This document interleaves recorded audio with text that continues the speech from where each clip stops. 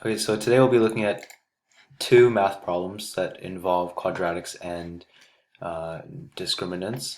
So the first problem we're looking at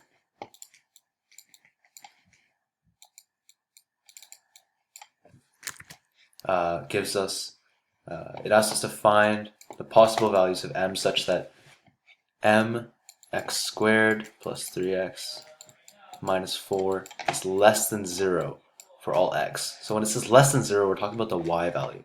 So we know this is some kind of quadratic, and it's some kind of parabola, and we know it's a degree 2 quadratic. So let's try to draw it out first. So we know it's going to be less than 0 for all values, meaning that the parabola can't look something like this, because when x is less than this value here, let's call it alpha, it'll be y is going to be greater than 0 or equal to 0 when it's equal to alpha. And let's say like beta here, if it's greater than beta, then it'll be greater than 0. So we know that it's going to be concave down. So let's look at what this tells us. Since we know it's less than 0 for all values of x, we know that m is going to be strictly less than 0, because when m is less than 0, it produces a concave down parabola. So it's going to be like this. We can have a parabola like this, anything like this. And it's not going to ever touch the x-axis because we're given that this quadratic is strictly less than 0. So it can be any of these. So now we know that m is less than 0 because in order for the parabola to face down, in order for it to be concave down, we have to have a negative value as the coefficient of the x squared term. So since we know that it's going to be two complex roots, since it never touches the x-axis, doesn't intersect, it doesn't even touch it, this is not a possible graph, then we know that b squared minus 4ac is going to be less than 0 because we have two complex roots as suggested by this graph here. That means we have 3 squared minus 4 times m times negative 4 is less than 0. You can simplify this and say 9 plus 16m is less than 0.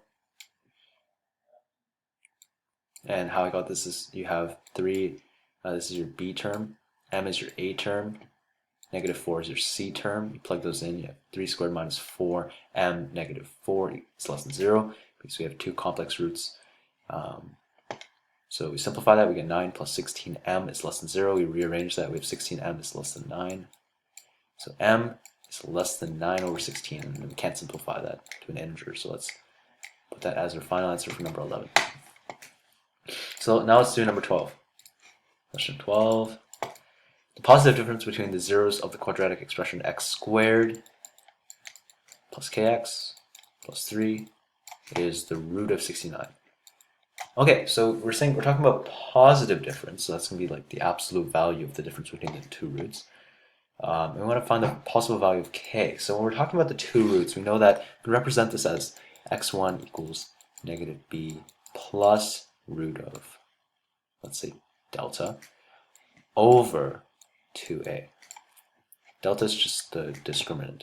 And we can say x2 equals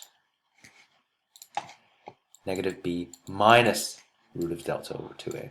So why can we do this? It's because we know that one is going to be, because for the quadratic formula it's minus b plus minus root of the delta over 2a. So we know that one root is going to be plus, the other root is going to be minus. And we know that the positive difference, this means that we're subtracting. So since it's positive difference, we're going to take the absolute value.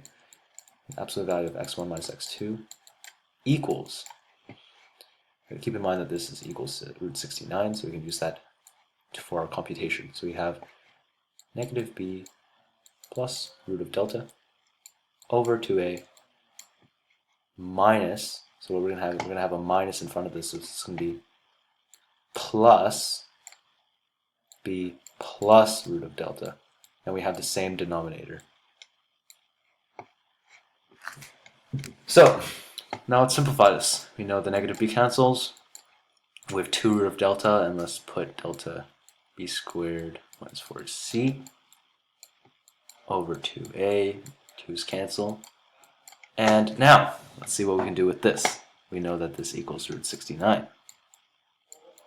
So we have root of b squared, where we have b equals k, so it's going to be k squared minus 4. A is 1, as you can see the coefficient is just 1. C is 3, there you go, 3. Let's just, that's over A. A is just 1. So we can square both sides. Let's move this over here.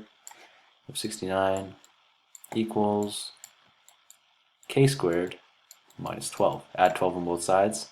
What is that? 81 equals k squared. And then we take the root of both sides. Remember, when taking the square root of both sides, you got to do plus or minus. Square root of 81 is just 9. So k equals plus or minus 9. There's your answer. Alright, see you next time.